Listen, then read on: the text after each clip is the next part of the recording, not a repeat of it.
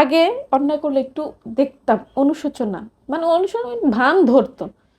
এখন সে আমাকে ইয়া করে, মানে তার মানে আমার সাথে প্রোটেস্ট তর্ক করে। বিতর্ক চলে, বাট ব্যাপারটা এরকম আমি ওকে ঠেলে দিয়েছি। যেমন এখন বলে রিসেন্টলি বলতেছে ব্যবহার ভালো না, তখন আমি বলছি আমার ব্যবহারটা খারাপ যে কি কারণে, ওর বোনের সামনে কথাটা তুলছি না, আমার শাশুড়ি বলছে আজকে 4 বছর ধরে ও আমার সংসারে, ওর খারাপ কিছু তো আমি পাই নাই।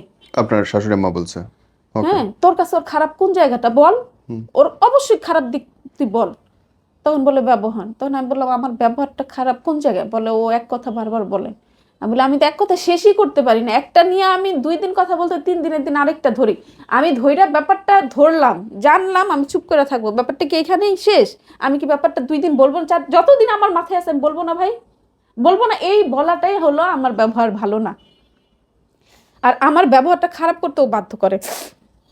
যেমন ওই যে বললাম কথা বলা বন্ধ করতে হবে, তখন করবে কি, আমাকে একটু উস্কানি দিবে, বা ধরেন যেন আপনি চিল্লাপাল্লা করেন, হ্যাঁ হ্যাঁ হ্যাঁ ঝগড়া বাঁধানোর পরিবেশ, সুযোগ পায়। ওইরকম একটা পরিবেশ তৈরি করে দেয়।